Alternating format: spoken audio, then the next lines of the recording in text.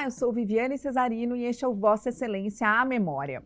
Mulher periférica indígena. E em 2008, a vereadora mais jovem eleita em São Paulo, aos 28 aninhos. Nova de idade, experiente na luta.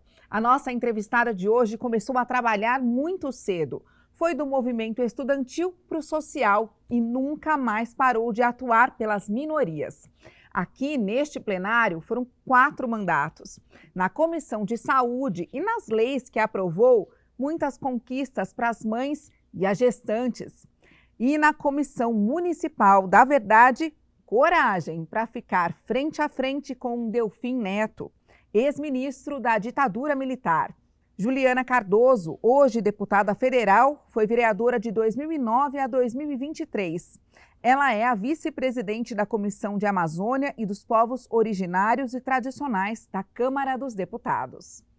Que honra te receber aqui. Muito obrigada, deputada.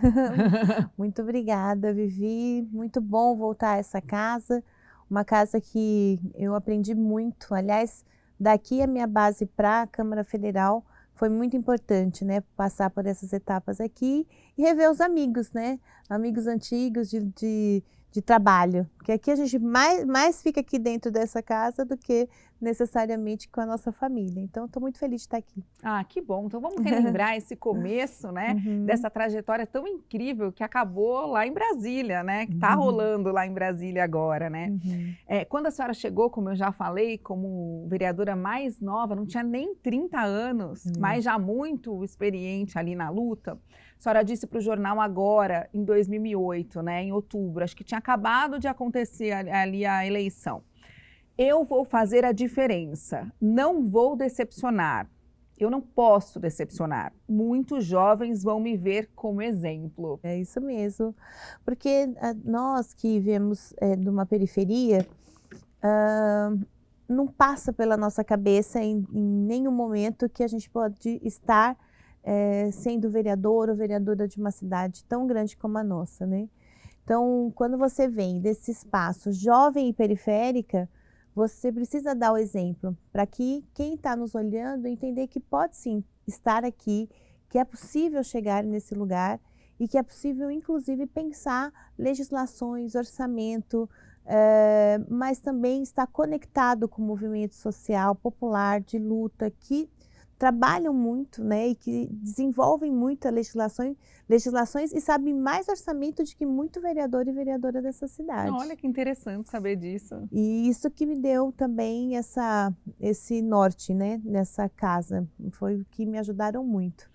E também os funcionários da casa, né, uma das coisas que minha mãe e minha avó sempre me diziam, quando você chegar em qualquer de ambiente, né, que você for trabalhar, você sempre dialoga com os funcionários da casa, principalmente aqueles que conhecem, né? Que conhecem a história, que conhecem a trajetória.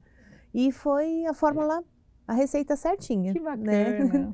Deu muito certo, né? Sempre com apoio. Porque uma juventude, né? Eu não fiz a faculdade, né? Só fiz o 2º grau técnico naquela época. Então, foram os funcionários, né, das comissões, principalmente, do plenário, que foram me ajudando muito, né, a entender de qual é o funcionamento aqui do dia a dia, das pautas, principalmente das legislações, né, do que dá para caminhar e muitas vezes virar legislação. Então, eu sou muito grata por ter passado por aqui. Agora, esse começo, deputada, como é que foi politicamente falando? Porque o Kassab era prefeito quando a senhora chegou aqui, o PT fazia oposição, não tinha muita mulher nesse plenário, não tinha muita mulher na tua bancada. Como é que foi, assim, foi muito estranha, assim, essa casa no começo? Chegou a ser hostil ou não? Sim. Bom, primeiro que dos 55 vereadores, nós éramos em 5 mulheres. 5? 5 naquele período. E eu era a única mulher de esquerda feminista. Então, também estoa isso, né?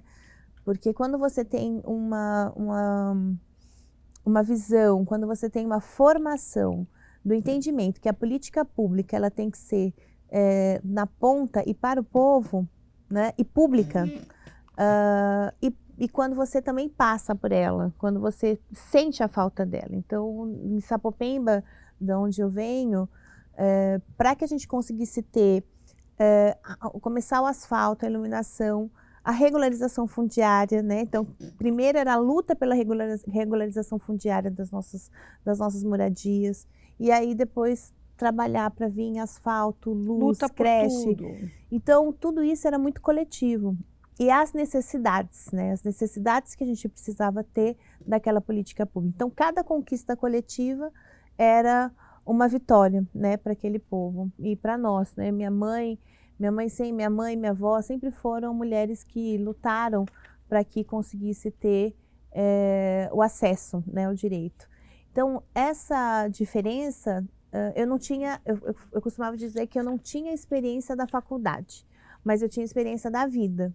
E que se eu conseguisse traduzir, né, com mandato, essa experiência da vida nessa legislação e buscar as coisas onde faltava, talvez eu conseguiria avançar e ajudar muita gente.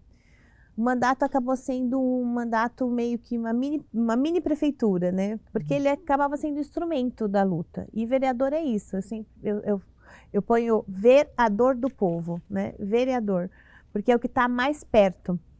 Então, não adiantava só eu ir nos bairros, ir nos territórios para poder falar o que eles tinham que fazer. A primeira é sempre a escuta. Quais são as necessidades? E das necessidades, a gente também construir a formação dessas pessoas, formação cidadã.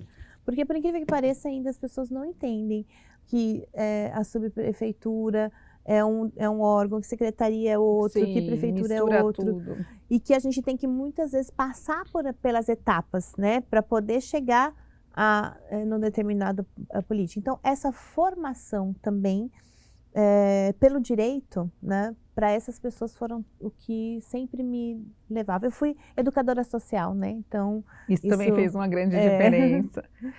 Agora, uma diferença também, acho que no teu mandato aqui, começou a aparecer quando a senhora começou a presidir a Comissão de Saúde. Sim. Porque daí, gente, contando para vocês, essa comissão fazia umas visitas surpresas, né? E como no Hospital do Campo Limpo, que a senhora chegou e encontrou um monte de problema no pronto-socorro, falta de médico no Hospital de Itaquera, começou a denunciar isso.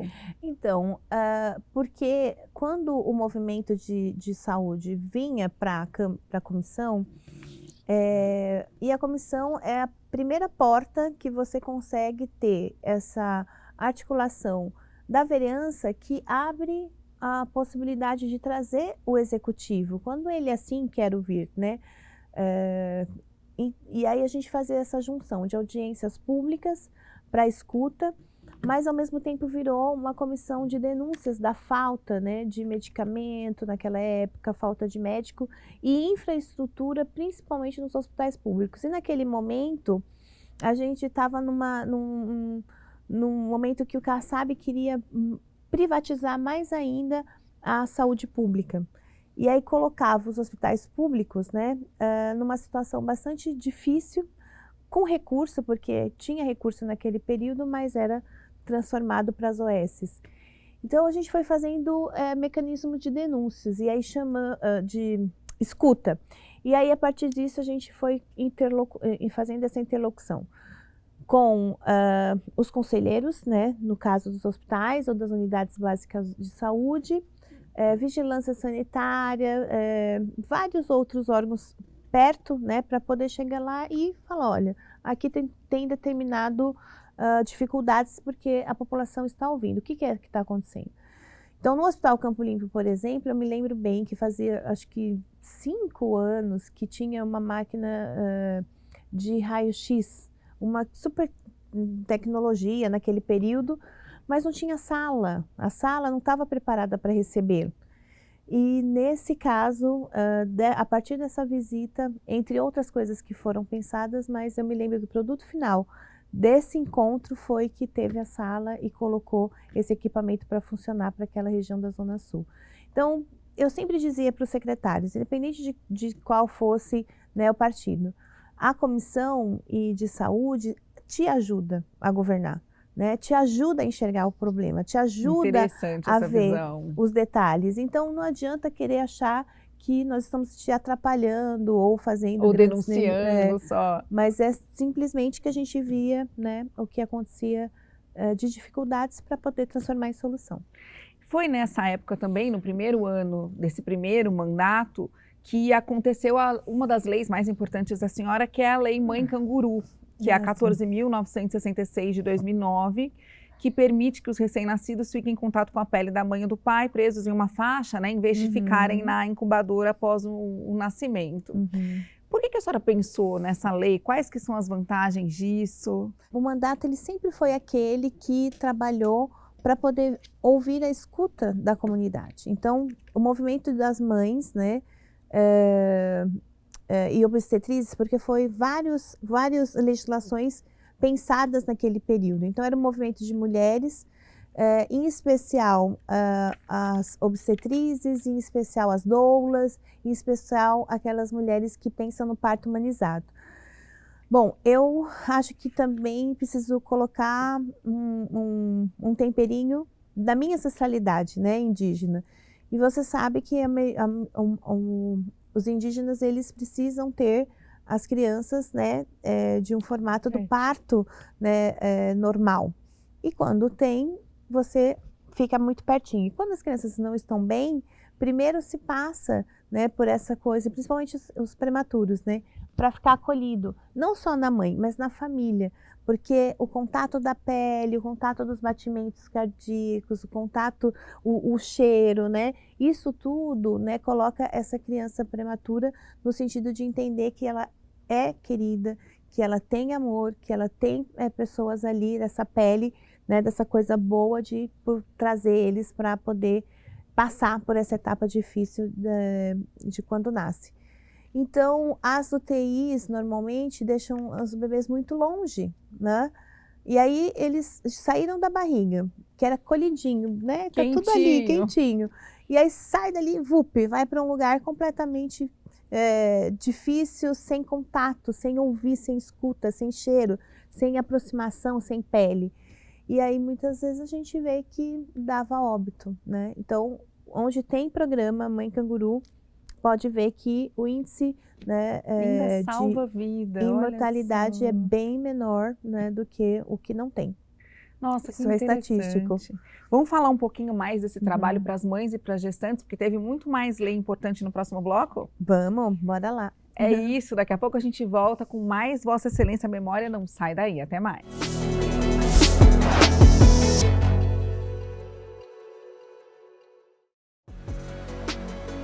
Para assistir a outras edições do programa Vossa Excelência a Memória, aponte seu celular para o QR Code que está aparecendo na tela e acesse nossa playlist do YouTube.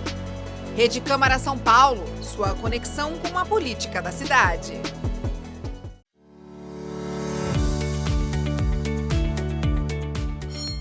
Estão abertos os trabalhos. Acompanhe o Colégio de Líderes e outras atividades da Câmara ao vivo pela Rede Câmara São Paulo, no canal 8.3 da TV Aberta Digital, no YouTube da Câmara e no Instagram @Câmara São Paulo. Não vai perder, o Colégio de Líderes acontece toda terça-feira, às 14h da tarde. Rede Câmara São Paulo, sua conexão com a política da cidade.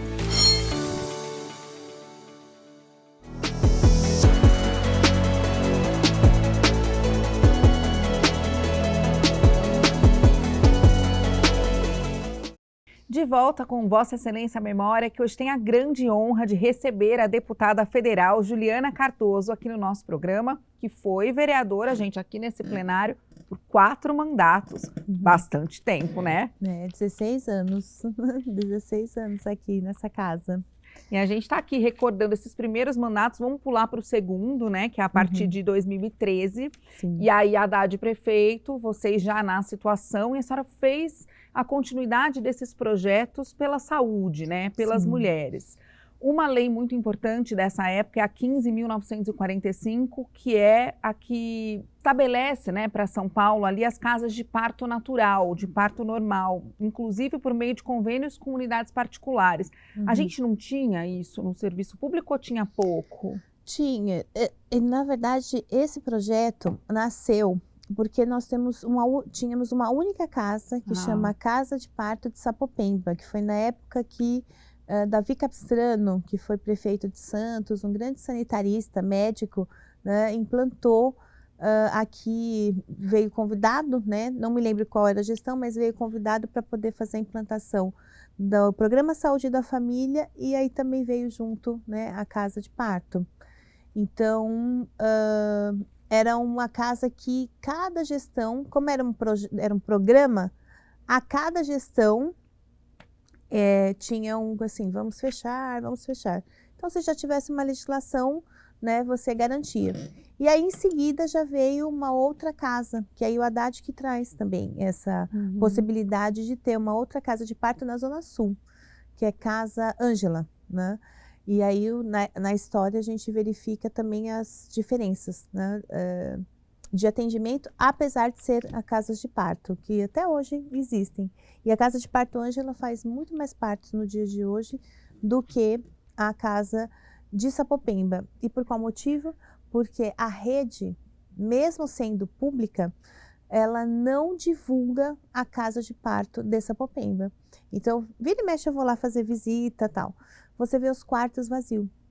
Uai. E as mães não têm esse acesso, porque a rede de Sapopemba, ali da Sudeste, não avisa. Aí querem que elas sempre vão, porque tem uma epidemia de cesariana, né? A gente também precisa falar sobre isso. Então, essas epidemias de cesariana colocam as mulheres, não colocam a informação completa, né? Então, por isso que também, outra legislação que né, a gente vai falar sobre ela, é as doulas e as obstetrizes, que também puxam essas mulheres para o conhecimento.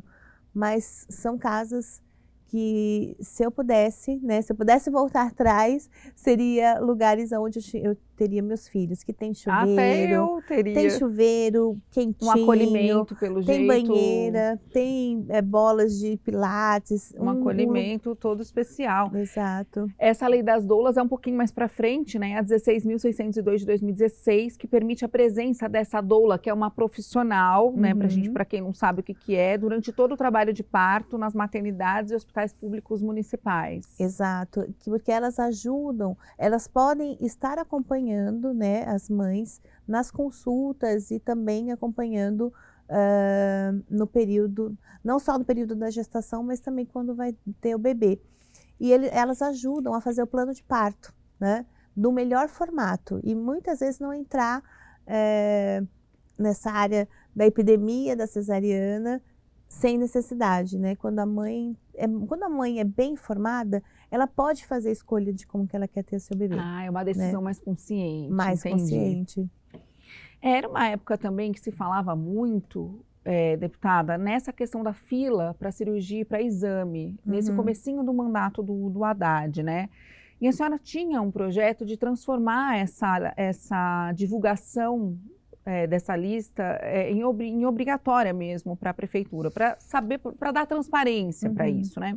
Como é que era debater isso aqui dentro, sendo da base dele? Como é que ele recebia esse tipo de informação? Era tranquilo? A gente detectou que na saída da gestão do Kassab, ele conseguiu ir avançando para poder fazer a privatização. Então, você tinha terceirização, quarteirização, quinteirização em vários ambientes hospitalares ou dentro de outros ambulatórios. E aí não se conversavam, né, muito sobre isso, então a fila não estava clara. Eu sei que tinha dificuldade, às vezes, de cirurgias eletivas ou de falta de exames ou demora de consulta para cardiologista ou ginecologista, mas ficava meio embaralhado na cidade de São Paulo. Segundo a Folha de São Paulo, em março de 2013, eram 780 mil pedidos de consulta e cirurgia. Que a gente tinha que ficar puxando naquele Sabendo período, pegando por supervisões. A secretaria ia buscando as informações por supervisão, mas não chegava as informações completas para a gente. Então, por conta disso, a gente achou importante, junto com movimentos de saúde, pensar uma fila única, porque se eu enxergo e detecto quanto a gente tem de consulta, de exames, de qualquer tipo de exame, ou de cirurgias eletivas, você também vai enxergar o investimento desse orçamento para isso, né? Você vai investigar e vai ter orçamento para os lugares que ali estão realmente faltando. E naquele período não tinha um sistema, tinha vários sistemas, mas às vezes não se falavam muito. E aí esses números ficavam perdidos e eu não conseguia, né? O mandato junto com, principalmente com o Conselho Municipal de Saúde, a gente não conseguia aferir. Então tinha o dinheiro, mas ok, esse recurso atendeu quantas pessoas? Quantas faltam? Então por isso que foi pensada nessa legislação mais ampla de a gente enxergar o mapa de um todo. Avançando um pouquinho agora da saúde, que a gente já falou bastante, falando um pouquinho de Comissão Municipal da Verdade, uma comissão que foi muito importante para essa casa, teve depoimentos inéditos, né, com contribuições gigantescas para descobrir o que aconteceu nessa época da ditadura militar e fazer as contribuições por aqui. E quando a senhora ficou frente a frente com o Delfim Neto, né? Tem até uma foto muito famosa que eu vou pedir para colocarem de vocês dois frente a frente. A senhora mostrou uma foto para ele, né? De um empresário. A vida toda eles negavam que tivesse ditadura militar, né? Então, negavam, a vida toda eles negavam que tinham presos políticos, desaparecidos, que não tinha tortura, que isso tudo não passava-se de uma invenção dos comunistas, né? E para que isso acontecesse, tinha que ter financiamentos, né? E eles não reconheciam as pessoas. Então, esse depoimento foi muito... Essa vinda dele, aliás, foi a primeira vez que ele... uma das primeiras vezes que ele saía de verdade para poder vir falar, né, sobre isso. E isso, na época, o vereador... e hoje, acho que, se eu não me engano, o secretário, Gilberto Natalini, teve que era o presidente da comissão. Que era o presidente da comissão, junto com o Ítalo, que eu acho que ele também era vereador comigo. Então, o Natalini fez um papel muito importante naquele período para trazer Delfim Neto aqui. E era a primeira vez que a gente poderia ter a oportunidade de perguntar, olho no olho, né? Que essa que era a minha coisa, olho no olho, para ver se ele titubeava. Olho no olho mesmo, foi assim, ó. Para ver se ele titubeava e se ele iria continuar falando mentira, né, sobre o depoimento. E ele olhou no olho, eu vejo que era um olhar frio, né, um olhar gelado. Não sei se... Porque um olhar de uma pessoa que você não consegue entender o que ela está pensando ou não. Né? Fica meio estático, você não sabe se o que ela teria falado era verdade ou mentira, apesar de a gente ter provas sobre isso. Então foi um momento muito histórico. Ele, né, disse que não acontecia, que não era não tinha financiamento. Negou qualquer colaboração com o regime. Exatamente. E disse que não se arrependia, de ter participado da elaboração do AI-5, né? O ato institucional mais violento, grave, né? Violento e terrível que já existiu. E como esse período, eu sempre falo que a gente vive no fiozinho da democracia, né? Ora, tem alguma coisa acontecendo para a gente poder tentar voltar a esse processo da ditadura. E onde há ditadura, não há política, não há nenhum tipo de viés para que a gente consiga ter uma sociedade livre e com direitos, né? Quando você impõe alguma coisa, passando por cima da democracia, os únicos que sempre sofrem é o povo mais carente, as pessoas que são trabalhadoras, porque sempre é o que vai faltar para eles, não para quem, né, financia, que tem muito dinheiro para pensar isso, porque é uma política só para alguns, não é para todos. Foi um dos momentos mais marcantes da senhora aqui? Eu tive muitos momentos marcantes, foi aqui, mas aqui a gente, desde apanhar pela polícia. Nesse outro mandato que a gente vai falar, desse terceiro, né, a partir do João Dória, de 2017, eu só me lembro da senhora em lutas muito... Porque, eu não sei... Marcantes mesmo. E mudou também, teve uma mudança significativa, na minha opinião, do formato da Câmara. Um dos momentos que eu fiquei mais entristecida durante esses, né, períodos de 10, 12 anos que aqui estive, foi que eu fui presidir da Comissão de Assistência Social, trabalho, não, assistente social que estava junto, era saúde, trabalho, Mulher, assistência social e enorme, mulher, né? E a gente foi presidir uma reunião sobre assistência social, né?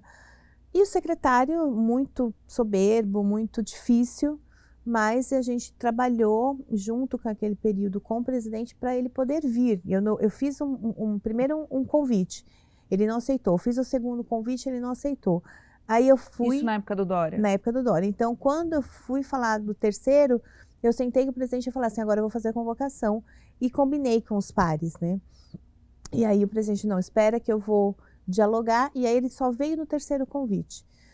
E era um secretário muito difícil. E assistência social, muito parecido com moradia, com movimento de moradia, com habitação, educação e cultura, é uma pasta muito quente, muito potente de informação e de movimento e de profissionais. E ele veio para a Câmara para poder fazer o depoimento, fazer a audiência. Eu, por algum motivo, fui atender o telefone e fui atrás, lá no 8º andar, que tem tem aquela... Tipo um biombo, assim, biombo, né? E atrás é onde você entra e sai, né? Ali na parte de trás. Quando eu fui atender o telefone, eu vi a tropa de choque inteirinha da Guarda Civil Metropolitana atrás. E eu levei um susto, porque assim, o que está acontecendo? O que é isso aqui? Né? E imediatamente eu pedi para todo mundo sair, porque jamais que aquelas pessoas que estavam ali não era bandido, ninguém ia, né, fazer nenhum tipo de violência com o secretário. A gente só precisava naquele momento ter informações de escuta, né? Olha, ali foi um dos momentos mais tristes que eu vivi aqui na Câmara. E um outro foi quando foi a Escola Sem Partido, né, que entrou como um projeto de lei na época do vereador Holliday. Que eles vinham aqui que eles vinham aqui, os estudantes, né, menores de idade e tal. E aí, na confusão, o presidente naquele período pede para poder retirar alguns estudantes. Só que era uma GC, e foi um período aqui muito difícil com a Guarda Civil Metropolitana. Teve reforma da Previdência também, tudo junto, gente. E aí, quando eles falam assim para descer, eu falo, não, eu vou aí subi e fui.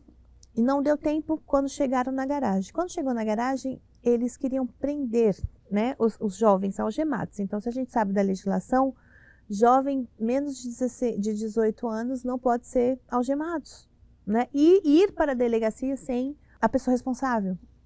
Aí falei, não, vamos aguardar aqui, vocês tirem a algema, vamos aguardar aqui os pais desses jovens chegarem. Não. Aí foi uma confusão. E aí eu me lembro que eu segurei nesses jovens, né? A gente falou, seguram aqui perto de mim, todo mundo. E aí eu fui rodeada da tropa de choque. E aí começou a confusão. E aí foi aqui na garagem, aqui na garagem. Não tinha vídeo. E eles pegavam o cacetete e machucava principalmente as minhas costas. Até hoje eu tenho problema na coluna por conta disso. Então, eu fiquei pensando assim, vivemos num país democrático, uma vereadora da cidade de São Paulo, em pleno exercício do seu mandato, no horário do trabalho, na casa, ser tão desrespeitada nesse sentido. E o presidente depois desceu, enfim, mas foi um dos momentos mais doloridos, né, que eu tive aqui na Câmara, da falta tal de respeito, né, naquele período. Mas assim, a gente sabe que muitas vezes se não se posicionar, eles passam por cima. Então, a direita, a extrema direita, com projetos que vão bater diretamente na vida das pessoas, né? Não é simplesmente eu vou arrumar aqui um projeto que não vou afetar as vidas. Nesse caso, o projeto Escola Sem Partido afetava aula de história, de geografia, aula... Tinha muita gente defendendo aqui, né? E assim, como que você não vai falar sobre a política, não é a política somente partidária, mas é a política, a guerra, né, dos interesses. Então, enfim, mas foi um momento muito difícil. Mas eu também tive muitas alegrias, né? Muitos projetos de lei aprovados, muitos... Eu ia até falar a Fazenda da Juta, né? O Parque Municipal 2017... Isso foi bem importante. Luta pelos motoboys também, que Sim. agora está sendo, né, reconhecido, esses espaços para eles. A senhora levantou isso aqui lá na pandemia. Exato. Então, o da Juta, eu falo que Foi uma grande luta, né? Eu comecei dele desde a legislação e nós vamos começar a entregá-lo, acho que mais no final do ano, pronto lá para a comunidade. Então é isso. Valeu demais. Valeu muito. A gente que agradece muito a tua presença. Eu gostei que a senhora falou da mãe e da avó várias vezes. Eu adorei essa... Vamos dedicar esse programa para elas, essa força toda. Sim. Acompanhei bastante da tua luta aqui e ficava sempre pensando qual é o limite da gente aceitar, né, essas provocações e não reagir. Também se reage demais, é acusada de de partir para cima. Eu ficava pensando muito nisso, né? Aqui eles diziam que a Juliana Talibã está chegando. E, bom, primeiro de um formato ruim, né, machista, porque um homem pode, então, quanto falar, como a gente já viu aqui diversas vezes. Gritar. O homem gritar, falar, berrar. Sim. E não é chamado de talibã. Mas uma mulher, quando se posiciona, né, ela tem várias frases, né, que o homem fala dela, como, por exemplo, tá na TPM, né, ó, aí tá chegando a chata, aí tá chegando a barraqueira. Mas se a gente não faz isso, a gente não consegue dialogar. Não é nem se impor, mas dialogar sobre o ponto de vista daquele projeto. Tanto que eu me lembro, uma primeira vez que eu fui tentar fazer uma fala aqui sobre um projeto de lei, foi a primeira vez que eu participei aqui embaixo, que às vezes, né, tem projeto, para tudo, vamos conversar. E eu ali, quero falar, presidente, quero falar, presidente, quero falar. Falaram todos os homens na frente e eu não consegui falar. E aí o presidente, não, daqui a pouco fala. Aí teve uma hora que estava quase terminando, aí o que eu fiz? Subi em cima da mesa. Eu falei, agora vocês vão me ouvir, né? Aí eu consegui falar, me posicionar e mudar aquilo que eu estava pedindo. Não me lembro qual é o projeto, mas eu me lembro da sensação de você... Aí ele, você tem razão, vamos fazer.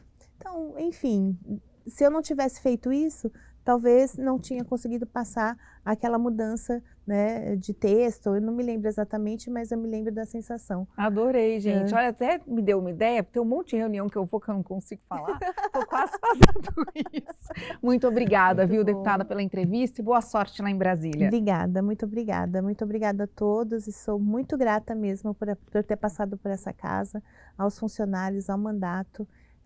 Eu acho que o mandato, quando ele é instrumento da luta popular, ele faz a diferença como o nosso. Com certeza. Obrigada. E é isso, Vossa Excelência Memória volta na semana que vem. Muito obrigada pela tua audiência. Tchau.